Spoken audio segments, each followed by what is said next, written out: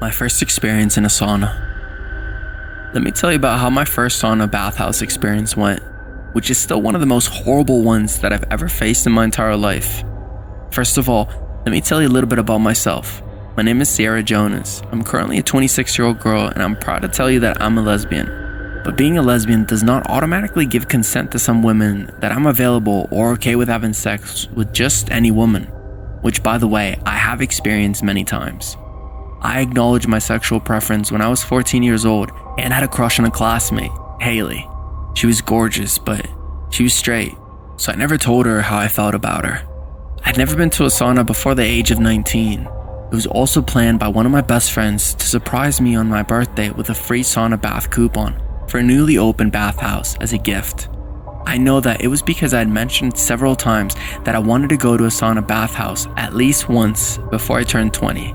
Every single person who knew me was aware of the fact that I was a lesbian, and I guess that most of them thought that if I was a lesbian, then that meant that I already had sex. But in reality, that was not the case, because I was very much a virgin.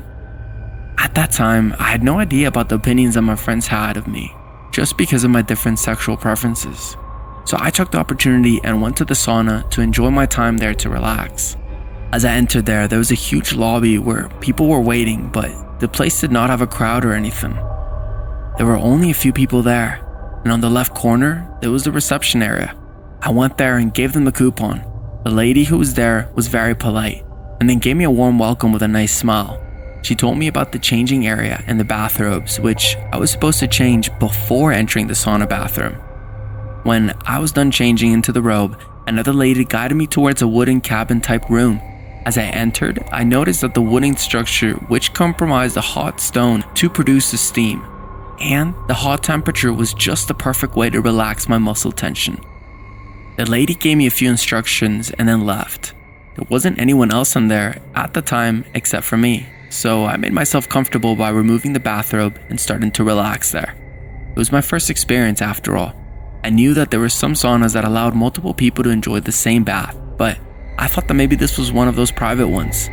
While I was relaxing, I fell asleep without even realizing it. I noticed in my sleep that someone walked in, but I thought it must be my imagination. As I was getting more relaxed and sweating, I felt a set of hands grow up in my breasts.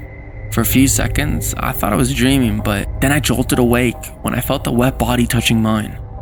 When I opened my eyes, I saw two naked women looking at me with full eyes of lust. One was sitting beside me and the other one was standing in front of me.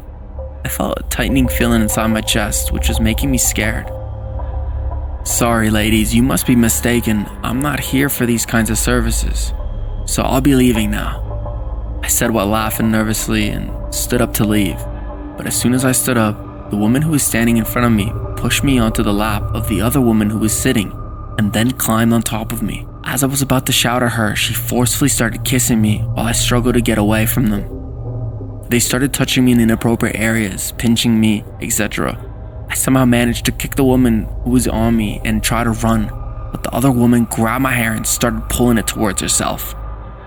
When I tried to scream, they tied a rope over my mouth and then tied my hands with the same tightly. While one pinned me down and held me tightly, the other one played with my body and started to do things to me which felt quite painful. I had no idea how, but they had brought things along with them to rape me and hurt me. I struggled so much, but she kept raping me, and when she was done with me, she switched the positions with the other woman, and then she started to rape me to her heart's content. What I was feeling at the moment was not a feeling of pleasure at all. It was simply just pain and horror. I did not know when I passed out between that horrifying experience, but when I gained consciousness for a few minutes, I was being carried out naked by staff members. They looked worried, so I guess that they had no idea how that had happened to me. I passed out again, and when I woke up, I was laying on a bed in the sauna, and there was a nurse treating me. They apologized to me, saying that it was because of their carelessness that they did not realize that I passed out due to temperature and staying too long in the sauna bath. They said that the reason they didn't take me to the ER was that if they did, their reputation would be tarnished. I told them that two women had raped me, but I guess they did not believe me. I called my parents to take me home. When they got there, I quietly followed them home. You didn't know that staying too long in a sauna could cause low blood pressure and dizziness. You should have been careful. I stayed silent and listened to my mom scolding. I did not tell my parents about this horrific experience because I knew that they would blame it on me being a lesbian. The next day when I reached my college, my friends came rushing towards me. "So, how was the sauna? Did you enjoy it?" One of them said in a tone filled with excitement. I could not respond to that question. "And how was the secret surprise that we prepared for you? Did you ladies enjoy yourselves?" I jolted my head towards the girl who said that, and it was Emily, who used to claim to be my best friend. The horror from the sauna came crashing into my mind, which started to fill my eyes with tears. "It was you who did that to me," I asked with a quavering voice. My whole body was shaking from remembering the trauma of that day. It felt like I was reliving it. She nodded her head hesitantly and then corrected herself by saying, "Aren't you like gay? Isn't it normal for you to have sex with women?" I couldn't believe my ears and just walked out of there. I stopped talking to them after that day and slowly cut off all ties like that. So that was my first and last sauna bath experience, and also how I lost my virginity. Hey guys, thanks so much for all the support. If you haven't subscribed to the channel yet, please feel free to do so.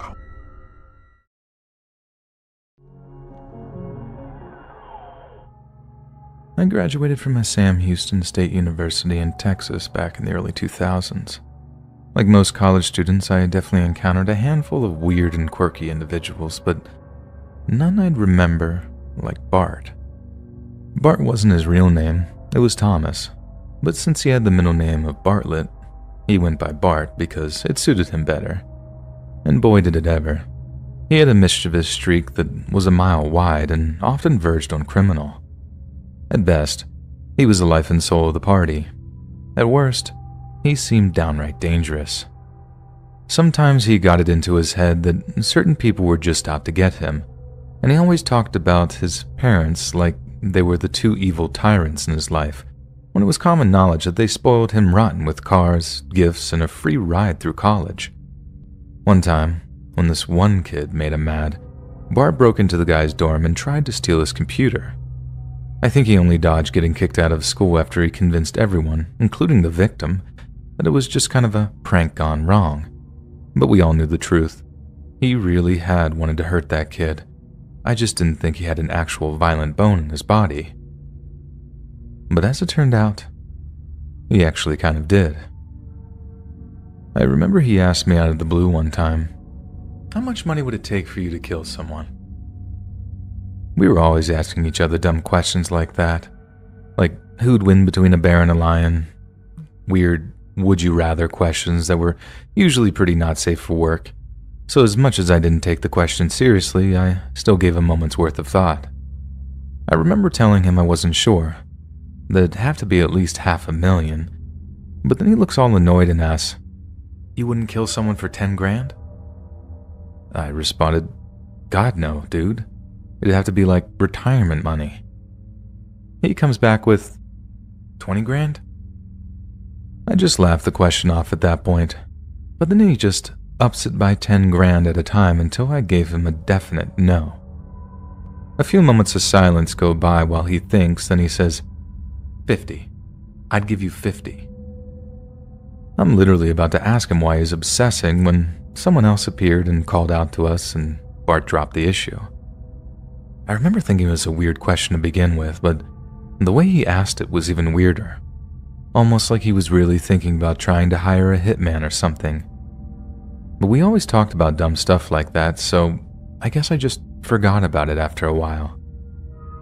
Sometime later, Bart drops out of college for some reason, probably something to do with the fact that he barely did any of the work, and that was pretty much the last we saw of him. I mean, we keep in touch every so often, planning to do stuff but never actually doing it.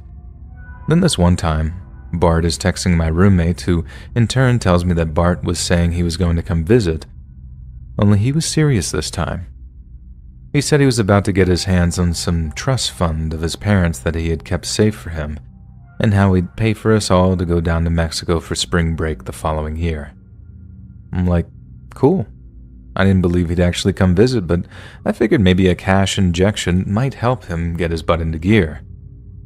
Bart never did come to visit, though, and we found out why when my roommate called me into his bedroom to show me something on his computer. Bart's entire family had been killed, and he'd been shot in the arm in what seemed like a home invasion gone wrong. We tried calling him a bunch, but he didn't answer his phone, so we figured he either wasn't out of the hospital yet or he just wasn't in the mood to talk to anyone, which I found perfectly understandable at the time. I can't even imagine how devastated I'd be if something like that happened to my family. Then, over the course of a few months, the truth came out. It started when Bart was arrested. We were just confused at first, but the only thing we could think of was that the cops had somehow found drugs or something else illegal in Bart's possession while searching his home. I mean, we knew he'd been shot in the arm. We'd seen it on the news, and they had a suspect in custody who'd fired all 10 shots or whatever. So why arrest Bart? Long story short, they arrested Bart because the cops found out he actually knew the home invader. Then once they checked his phone, they found text messages from the same guy where Bart was arranging for the guy to kill his own family.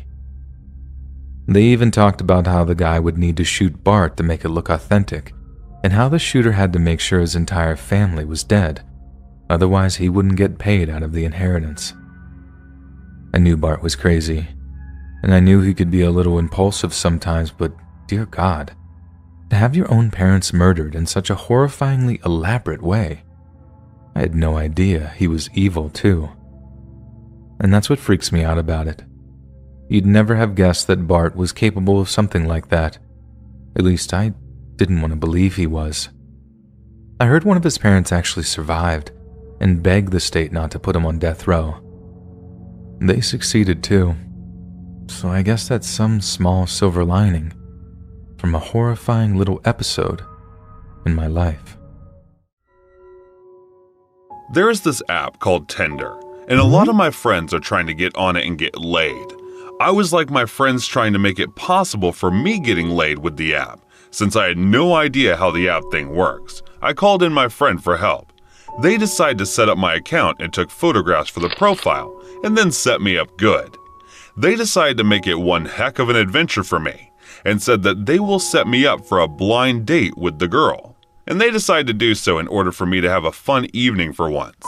My date was set for Monday, and I was to be dressed in red. And so I did. I left for the pizza place nearby. I was dressed sharp, and the anticipation was too much for me. It was too much. As I sat there, I saw no girl in a while coming in, and then a guy approached my table and called my name. As I got up, he shook my head, and as he did, he said his name was Morris, and he told me that I was his date for the night. I told him I was waiting for one Emily, and said that maybe it was a mistake.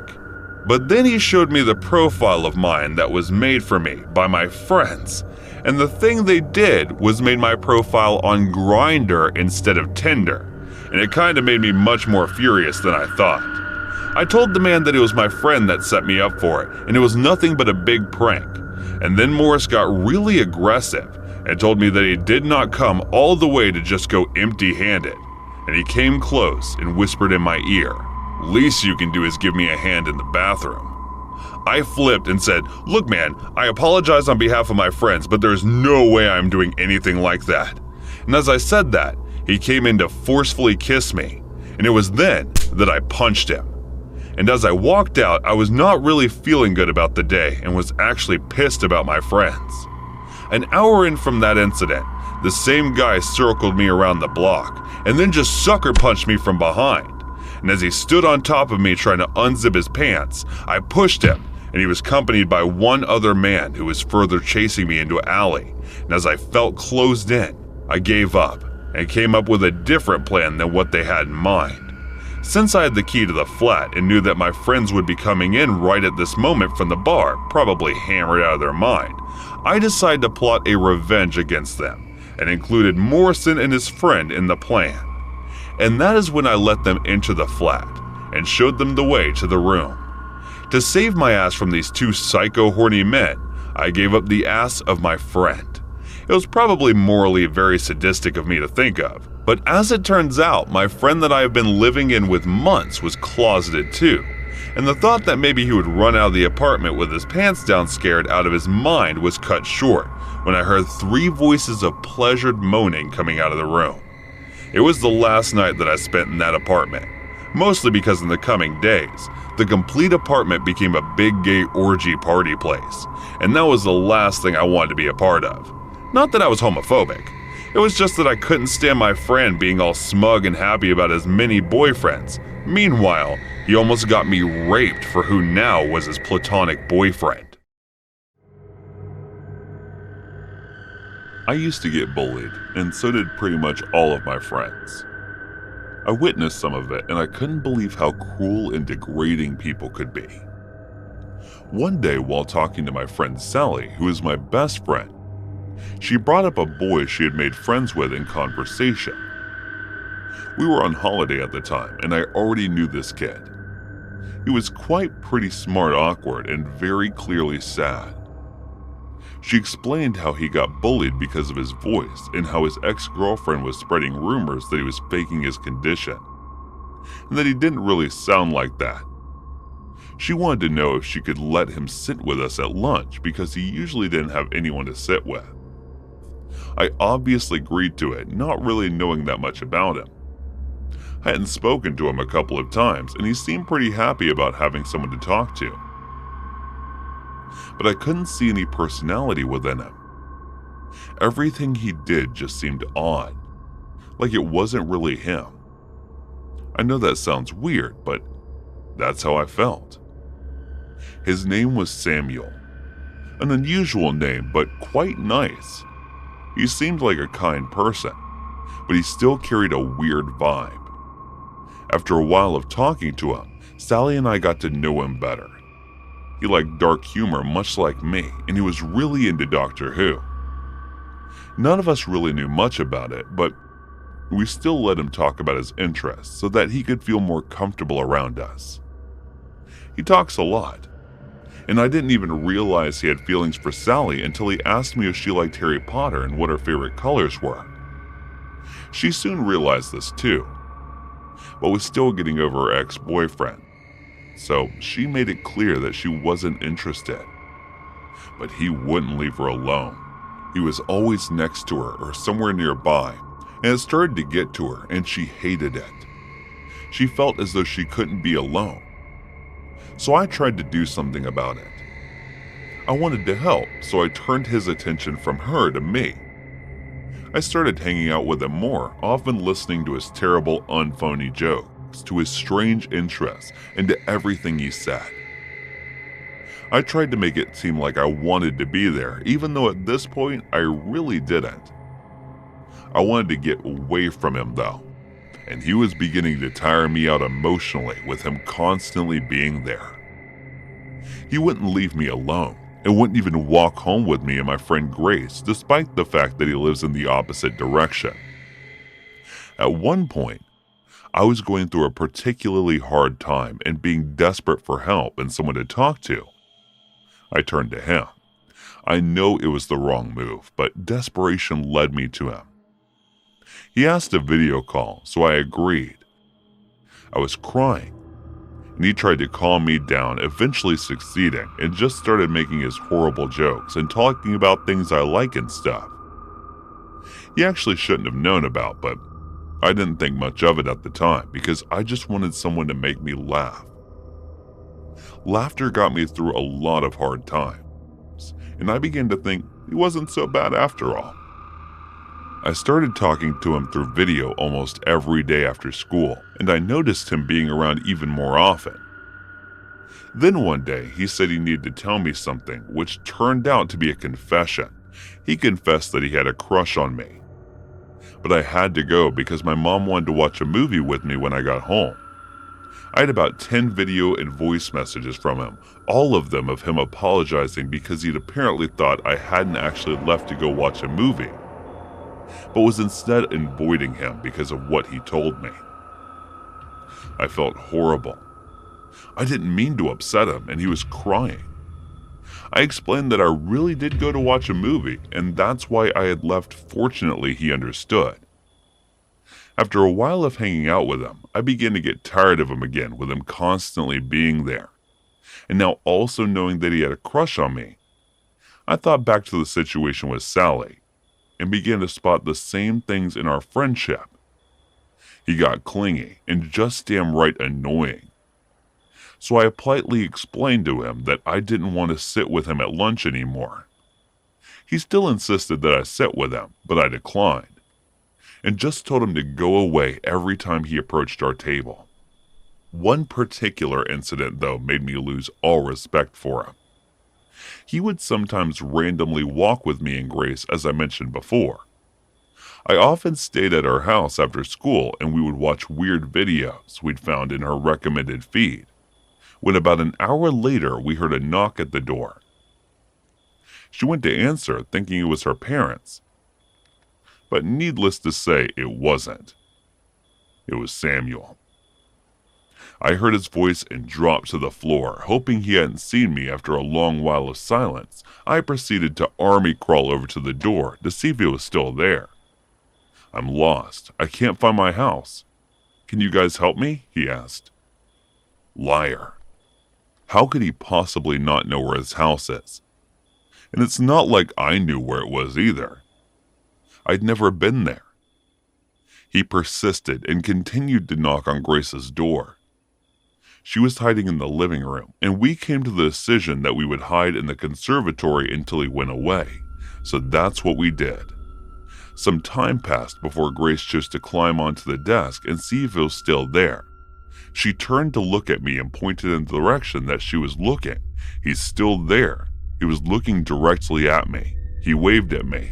She whispered this couldn't be happening. This wasn't happening. We weren't trapped by him. He wasn't outside. This is all a joke or something, but Grace's face looked so scared and in way angry. I awkwardly got my stuff and told her I was going to head out to get him the hell away from her house. She reluctantly agreed, and I left with him. I offered to walk him down to the shop and let him go from there, but he refused to let me leave. He told me he couldn't see very well and that he'd almost gotten hit by a car earlier. Complete BS.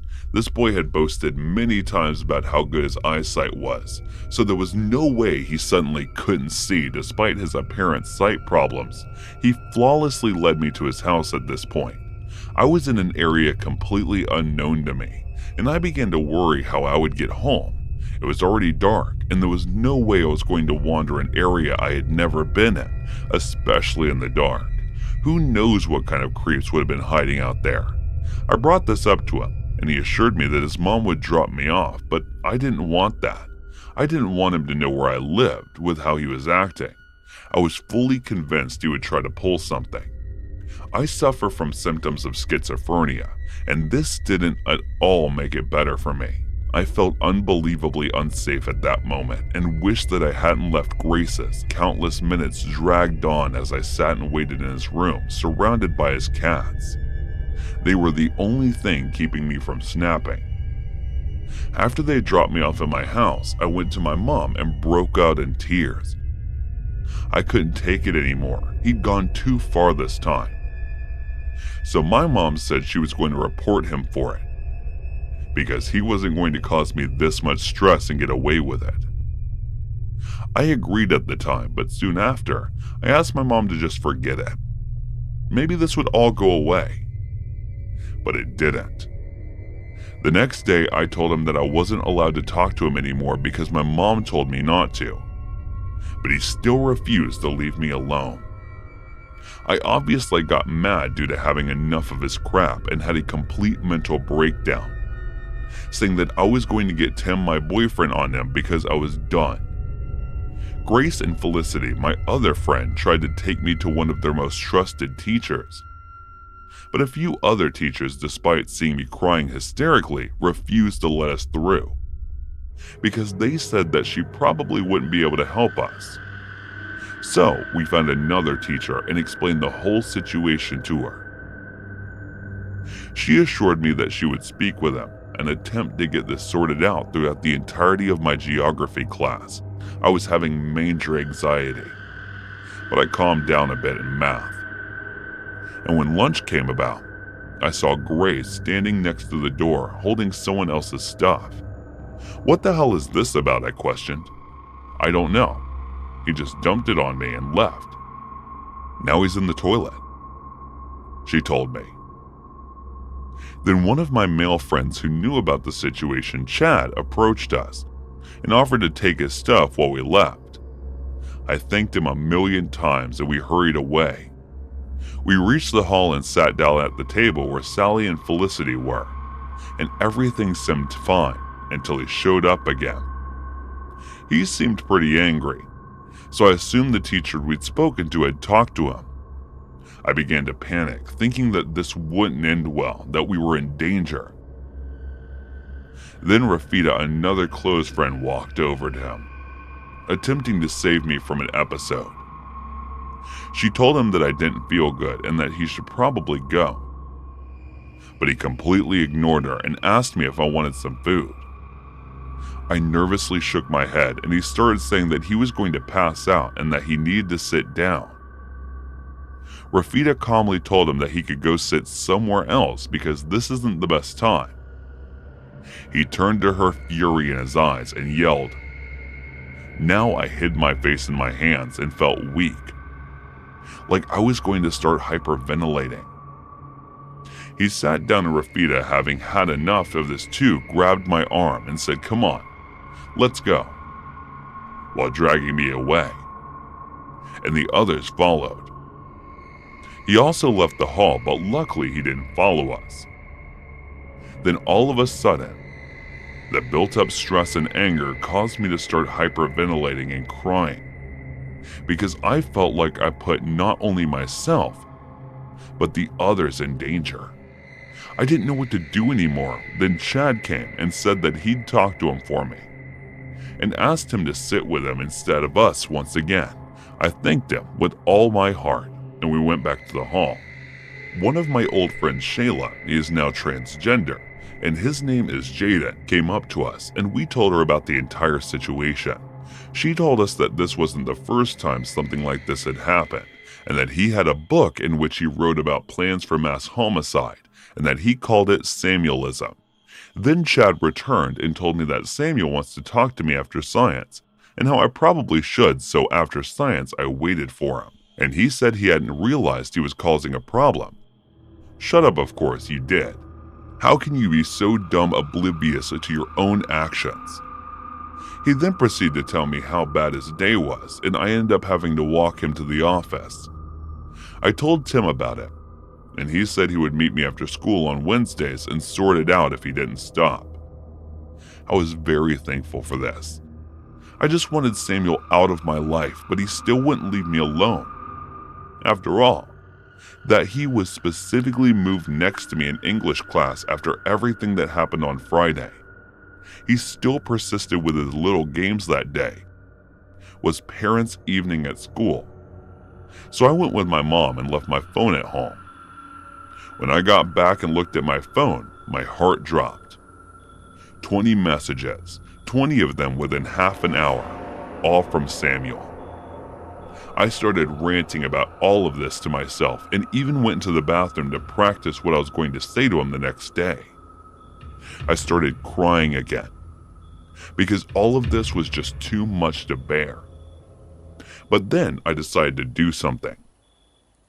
I decided to call him out on all of his stuff and inform them that a troubled childhood is an excuse to put someone in this situation. He actually tried to guilt trip me into forgiving him by telling me his awful childhood.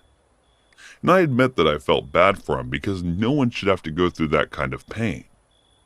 But to show him that he isn't the only one who has to deal with things in the past, I told him about myself halfway through me explaining that I had a lot of trouble showing and experiencing emotions as a child, and that I had a lot of violent homicidal thoughts. He interrupted me, saying that he also didn't have emotions and that he had tried to kill someone because he thought it was funny.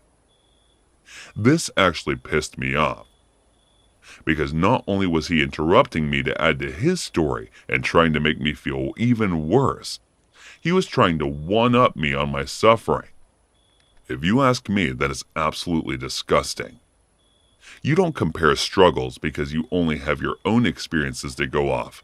Don't try to make another person feel as though their problems don't matter, and that they shouldn't ask for help when their problems because they're too small. That's just wrong. I calmly told him that I let him finish his story without interruptions, and that it was only fair for him to let me finish mine. That way, too, he quickly apologized, being caught out on his crap. I told him the rest of my story, and let him realize that he really wasn't the only one who had gone through stuff in his childhood. He then began begging me for another chance at being my friend, but I declined, and decided to talk with Sally instead, ignoring the rest of his messages every day.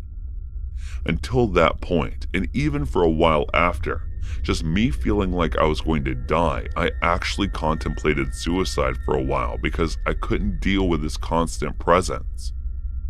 I was afraid to leave my house because I felt like he would be there. I know this is a bit weird, but I felt that way because of the schizophrenia. My episodes began getting more frequent and severe.